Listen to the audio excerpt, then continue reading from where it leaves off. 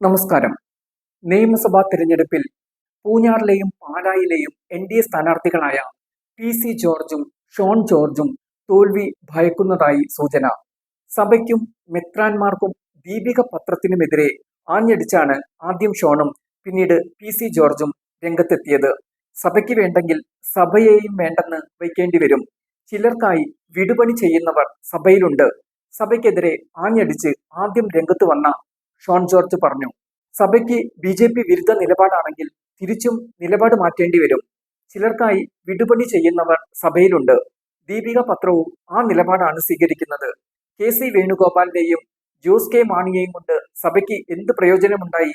FCRA bill മാറ്റിവെച്ചത് ഞങ്ങളുടെ സമ്മർദ്ദപ്രകാരമാണ്. സഭയ്ക്ക് വേണ്ടെങ്കിൽ സഭയെയും വേണ്ടെന്ന് വെക്കേണ്ടി വരുമെന്നാണ് ഷോൺ പറഞ്ഞത്. ഷോൺ മത്സരിക്കുന്ന പാലായിൽ സഭ UDF അനുകൂല നിലപാടാണ് സ്വീകരിച്ചത്. അങ്ങനെയെങ്കിൽ ഇക്കുറിയും പാലായിൽ UDFന്റെ മാണി സി കാപ്പൻ ജയിക്കാനുള്ള സാധ്യത ഏറെയാണ്. സഭയുടെ നിലപാട് മനസ്സിലാക്കിയാണ് ഷോൺ രംഗത്ത് വന്നത്. അതിന് തൊട്ടു പിന്നാലെയാണ് പൂഞ്ഞാറിലെ NDA സ്ഥാനാർത്ഥിയായ പി.സി. ജോർജും സഭയ്ക്കെതിരെ ആഞ്ഞടിച്ച് മാധ്യമങ്ങളെ കണ്ടത്. തിരഞ്ഞെടുപ്പിൽ UDFന് വോട്ട് ചെയ്യണമെന്ന് ആഹ്വാനം ചെയ്ത കാഞ്ഞിരപ്പള്ളി ബിഷപ്പിനെതിരെയാണ് ജോർജ് ആഞ്ഞടിച്ചത്. മെത്രാന്മാരാണോ സഭ? രാഷ്ട്രീയം പറയുന്ന മെത്രാന്മാരെ രാഷ്ട്രീയക്കാരായി കാണണമെന്നാണ് ജോർജ് പറഞ്ഞത്. സഭ എന്താണ്? കാഞ്ഞിരപ്പള്ളി ബിഷപ്പ് മര്യാദക്കാരനാണെന്നാണ് കരുതിയത്. ബിഷപ്പ് എന്താണ് ചെയ്തത്? മര്യാദയാണോ ചെയ്തത്? മഠങ്ങളിലെല്ലാം വിളിച്ച് UDFന് വോട്ട് ചെയ്യണമെന്ന് പറഞ്ഞു. ഇത് മര്യാദയാണോ? ഇത് പറയാൻ ബിഷപ്പിന് എന്താണ് അവകാശം? പൂഞ്ഞാറിൽ എന്നെ കൂടാതെ UDF LDF സ്ഥാനാർത്ഥികളുണ്ട്. സഭയ്ക്ക് എന്തെങ്കിലും ഗുണം കിട്ടിയിട്ടുണ്ടെങ്കിൽ അത് എന്നെ കൊണ്ടാണ്. എന്ത് കിട്ടിയിട്ടാണ് സഭ ഈ നാണം കെട്ട പണി ചെയ്യുന്നത്? സഭയെയല്ല താൻ തള്ളി പറയുന്നത്, മെത്രാന്മാരെയാണ്. പാലാ പിതാവ് പരസ്യമായി രാഷ്ട്രീയം പറഞ്ഞില്ല. മെത്രാന്മാർക്ക് ബോധവും വിവരവുമില്ല.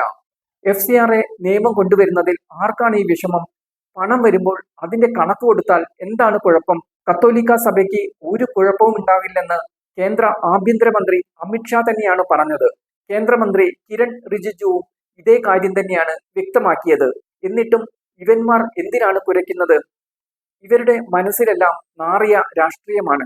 രാഷ്ട്രീയം പറയുന്ന മെത്രാന്മാരെയും ഇനി രാഷ്ട്രീയക്കാരായി ഞങ്ങൾ കാണും. ദീപിക ഒരു പത്രമാണോ? അത് വായിക്കുന്നവന് വട്ടാണ്. എന്റെ ഒരു പടം ഇതുവരെ ദീപിക നൽകിയില്ല.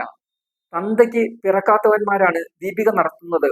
പത്രത്തെ ആക്ഷേപിച്ച് ജോർജ് പറഞ്ഞു.